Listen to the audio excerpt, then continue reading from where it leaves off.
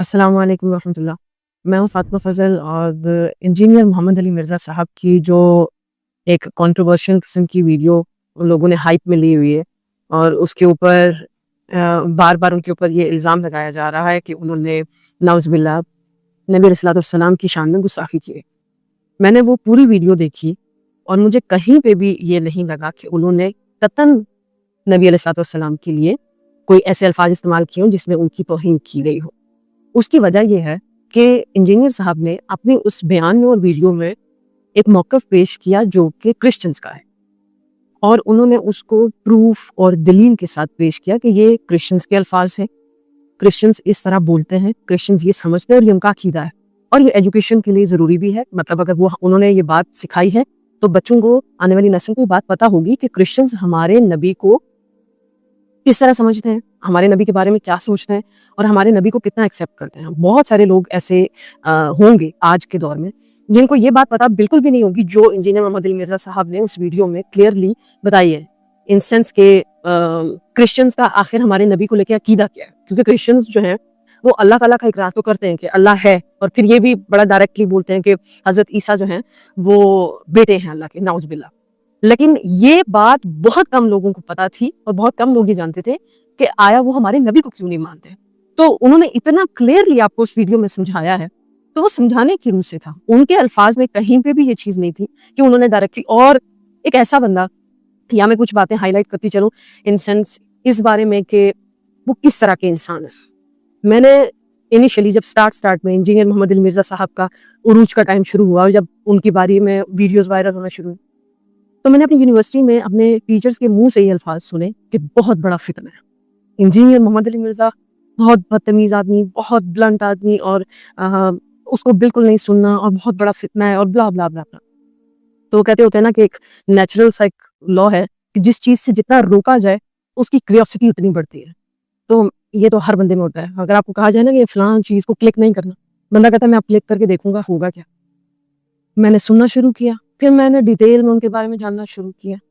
اس بندے کے ذہن میں جتنا ان کے الفاظ سے اور ان کے کہہ لیں کہ اخلاق سے جتنا پتہ چل, اس بندے کے ذہن میں ایک ہی چیز ہے کہ وہ اپنے اللہ اور اس کے رسول محمد صلی اللہ علیہ وسلم کا جو ریئل فیکچول بکش دین تھا وہ آپ تک لانا چاہ رہے تھے.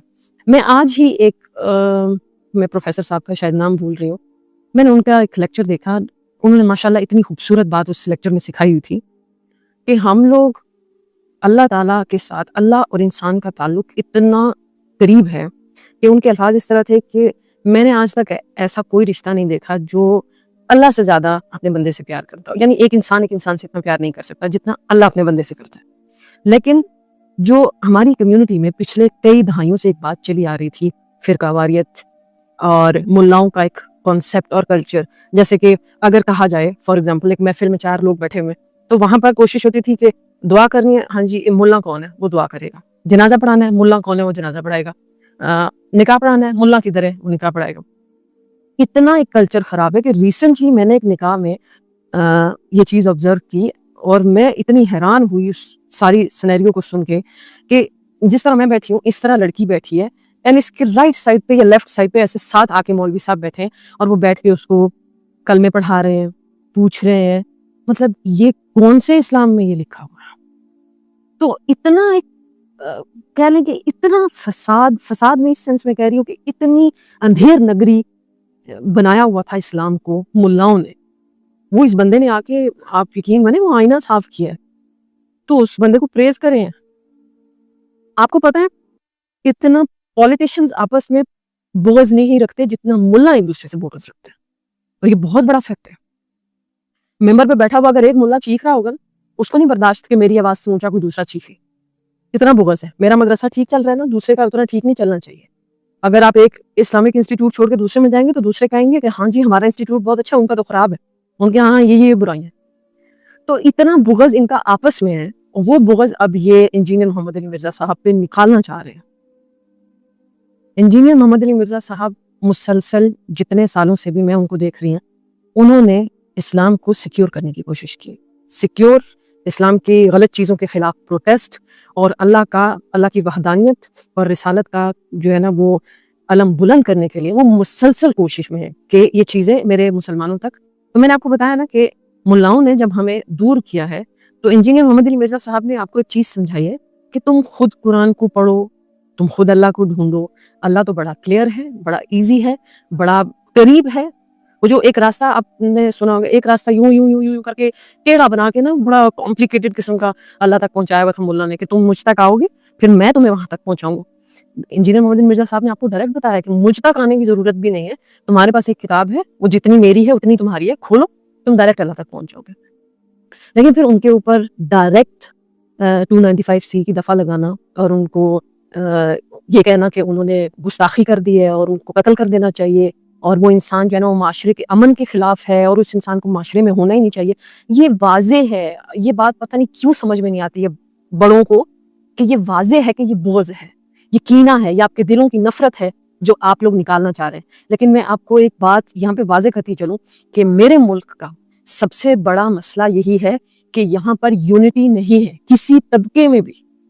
پولیٹیشنز ہوں, مختلف ادارے ہوں, اسلامک اسکالرز ہوں, یونٹی نہیں ہے ایک دوسرے کے اوپر. یہ ایک سب سے مزیدار چیز ہے. پھر یہاں میں ایک اور بھی بہترین بات کرتی چلوں اور ضروری بات کہ وہ لوگ جو بڑے بڑے تختوں پہ بیٹھے ہوئے ان کو انجینئر محمد علی مرزا کے لیے آواز اٹھانی چاہیے, اس سینس میں کہ میرا یہ پروفیشن ہے. پروفیشن تو نہیں کہہ سکتی, پروفیشن تو معذرت کے ساتھ یہ الفاظ اسلام کے ساتھ سوٹ نہیں کرتا, لیکن میں یہ کہہ سکتی ہوں کہ میں ایک ادنا سی طالب علم ہوں دین کی, اور میرے ہی طبقے سے انجینئر محمد علی مرزا صاحب کا تعلق ہے کہ وہ بھی اسی کام کو جاری و ساری رکھ رہے ہیں, اسلام کے اوپر بات کرتے ہیں.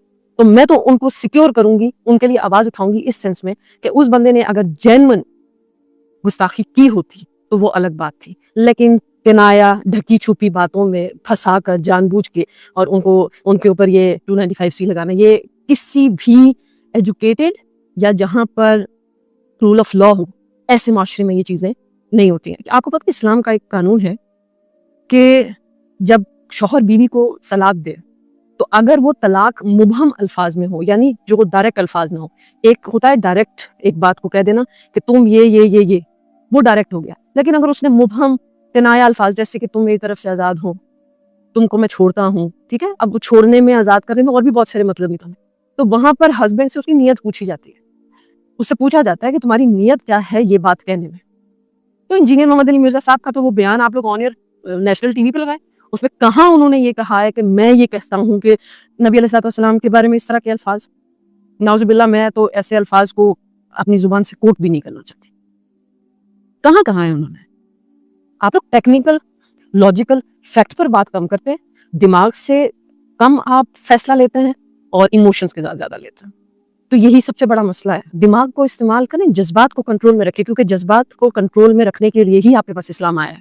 اپنے ایموشنز کو ضبط میں کر کے ڈیسیژنز کرو. جزاک اللہ.